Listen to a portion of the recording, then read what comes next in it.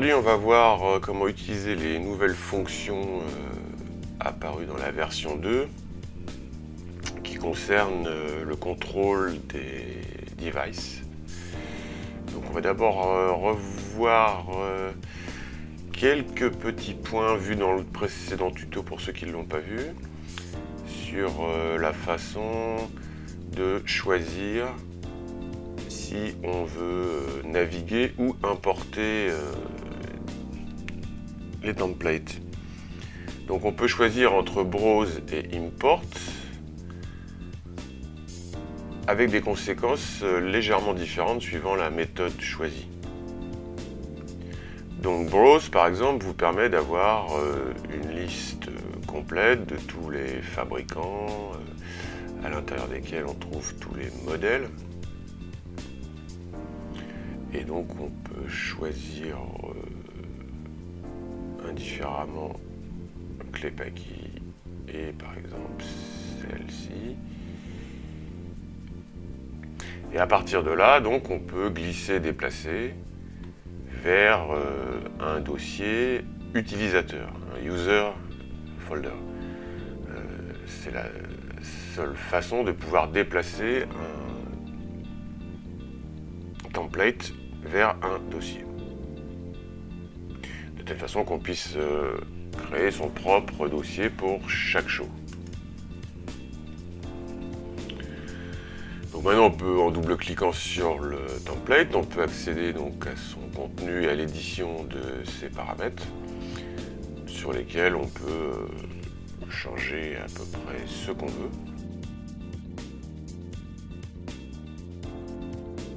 Maintenant, si on passe par la méthode import, on va voir que ça change légèrement.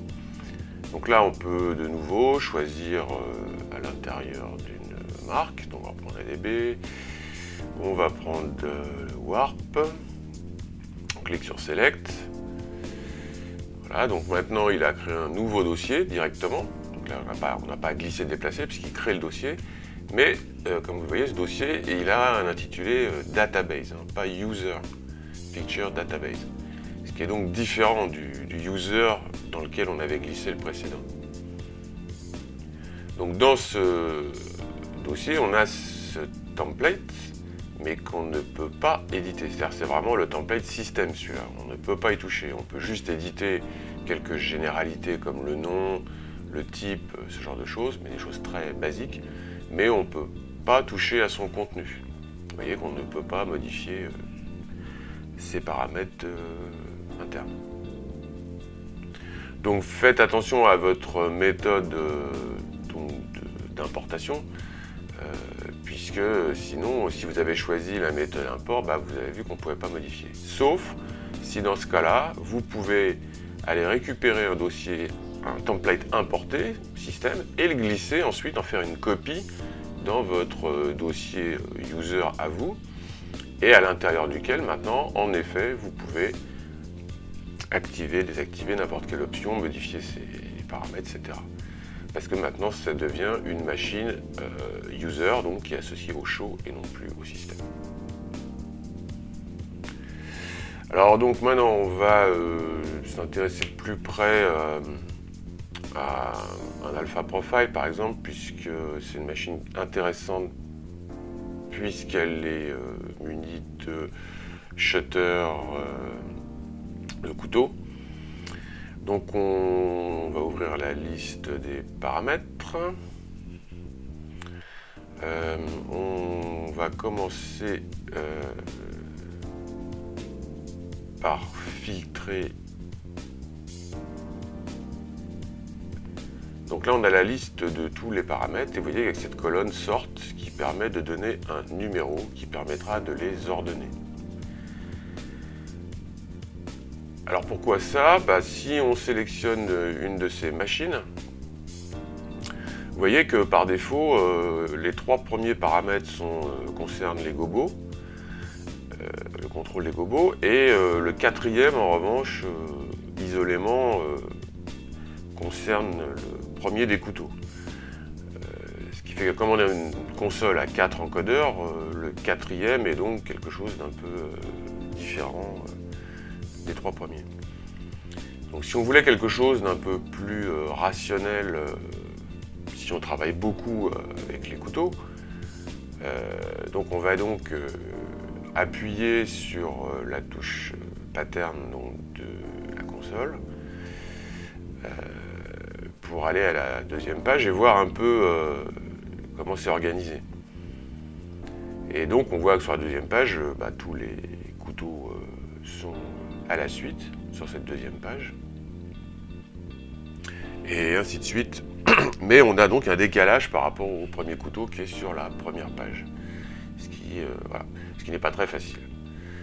Donc on a donc maintenant une autre façon de procéder. On va rouvrir le template de l'Alpha 1500.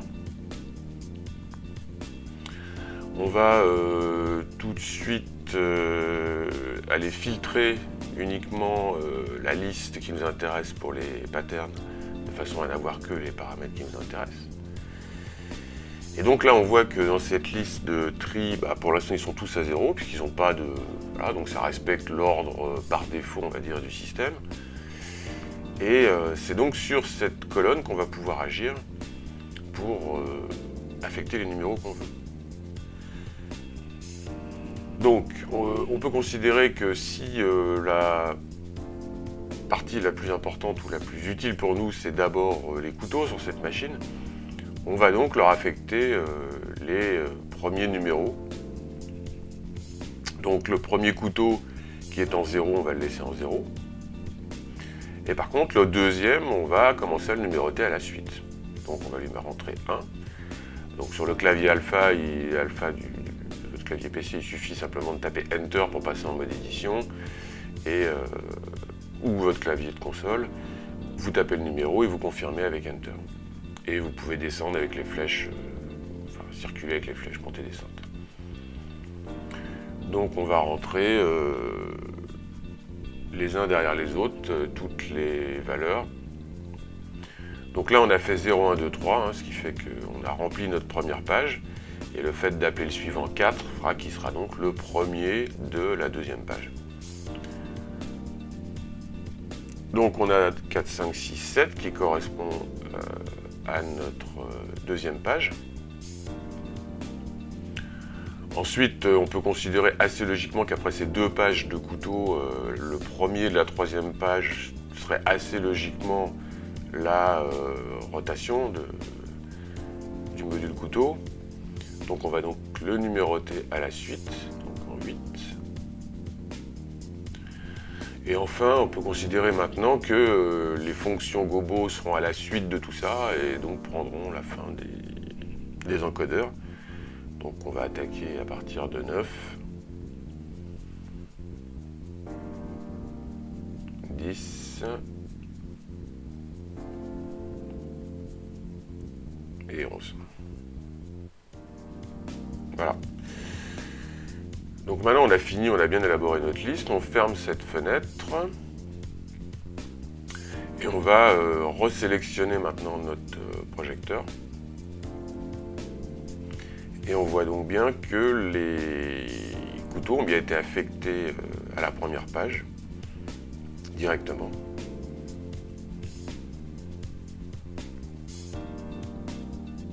Donc voilà la première page.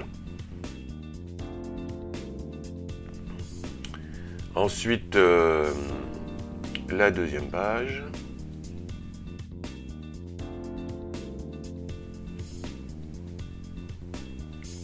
La dernière page avec le complément des fonctions gobo, avec la rotation du module couteau.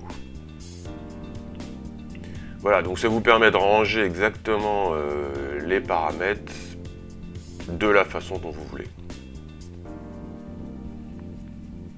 Alors maintenant on va parler donc des couteaux et de la façon de les contrôler. C'est une nouvelle fonction qui apparaît. Donc on va reprendre les alphas et donc on va travailler sur les couteaux.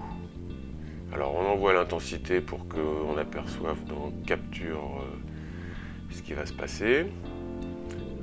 Donc là pour l'instant tout est ouvert. Alors si je bouge mes encodeurs, on va voir donc les couteaux se déplacer. Et donc sur ce type de machine, il y a une catégorie de projecteurs asservis où la progression se fait par angle, par rotation à chaque bout du couteau. Donc, ce qui fait que ça n'est pas forcément facile à contrôler, notamment quand vous voulez un déplacement un peu linéaire entre deux positions de couteau. Alors on va remettre tout ça à 0 pour voir. Donc on va cliquer sur 0 sur le clavier et ensuite on tient la touche Alt enfoncée et on vient cliquer sur les paramètres de couteau concernés sur les encodeurs tels qu'on les avait assignés. Voilà, donc ça remet à 0 toutes les valeurs de ces couteaux.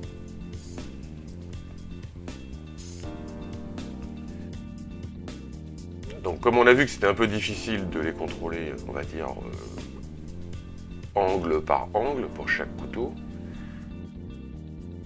on va pouvoir maintenant disposer d'une nouvelle facilité qui est Link Shutters. Et cette fonction va donc permettre de lier ensemble deux moteurs d'un même couteau, donc le Up 1, Up 2 par exemple, du premier couteau, de telle façon que l'encodeur va agir sur les deux simultanément. Donc si maintenant je change la valeur de mon couteau Up 1, vous voyez que mon Up 2 lui il suit maintenant, et je pourrais aussi le faire à travers l'encodeur Up 2 et c'est donc le Up 1 qui suivrait. Ils sont couplés. Ce qui fait que, comme vous pouvez le voir dans Capture, les couteaux se déplacent horizontalement dans ce cas-là, puisque les deux angles sont activés de la même valeur à chaque instant. Et donc l'engagement du couteau ressemble plus aux autres modes de contrôle de couteau où on a, on va dire, un engagement sur un paramètre et l'angle sur l'autre. Donc vous voyez, si on prend le deuxième couteau, maintenant on contrôle ces deux moteurs en un seul tenant. Donc si on voulait par exemple faire des carrés, c'est quand même beaucoup plus simple d'ajuster avec un seul encodeur qui contrôle l'ensemble. Donc voilà, ça c'était donc une des nouvelles fonctions de la version 2. Donc le dernier point concernant ce tuto concerne le Color Picker, qui est donc maintenant capable de prendre le contrôle des machines en HSI. Alors je vais vous montrer, on va ouvrir donc une fenêtre de Device Control. On va agrandir un peu la zone du Color Picker.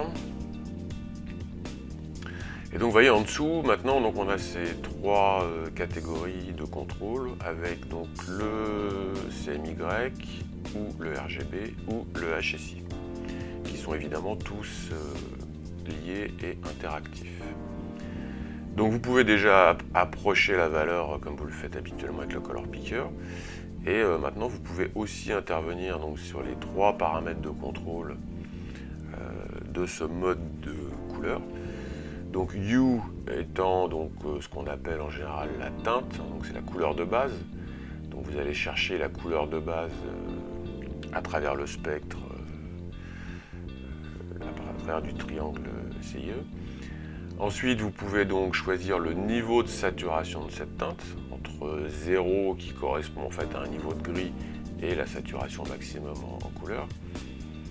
Et enfin la luminance qui peut s'apparenter au contrôle de l'intensité, puisque ça agit en réalité sur la quantité de lumière émise par le projecteur.